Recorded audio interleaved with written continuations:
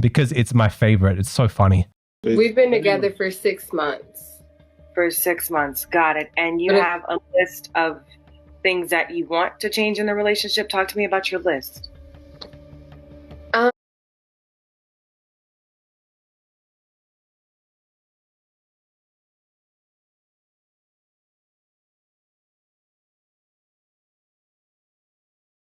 I didn't know we were making a list first. So no one told me about the list. Why does she get to have a list and I don't have a list? You said you had no problems, so why would you need a list, Daryl? I'm sure I can come up with problems. If you think you have, I can come up with problems. You're not the only one who.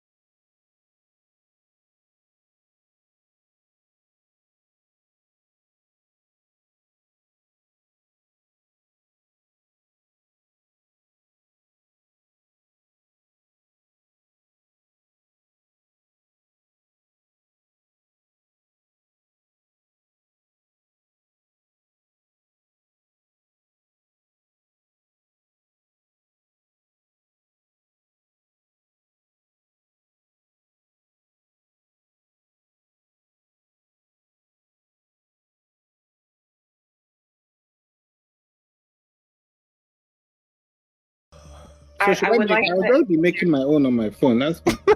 I think that's a great idea. I think while I hear Chanel's list, Daryl, you could make a list of things that have been bothering you.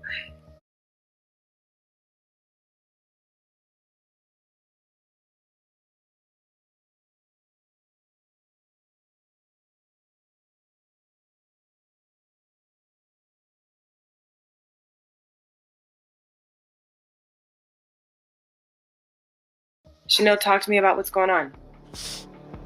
How many pages does it have to be? Because I can do multiple pages. Let's start with 5.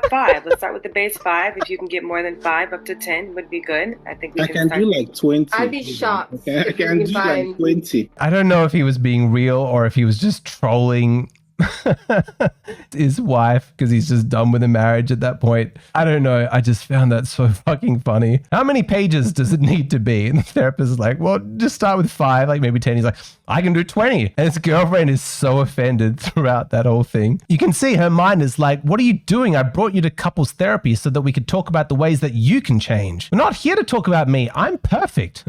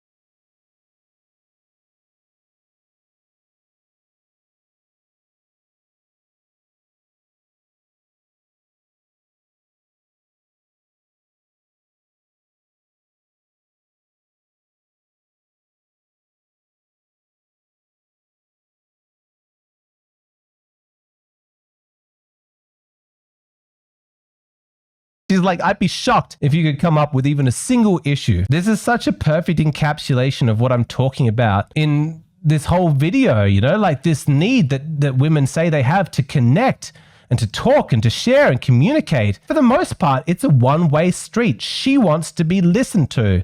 You know, the idea that he has problems, that he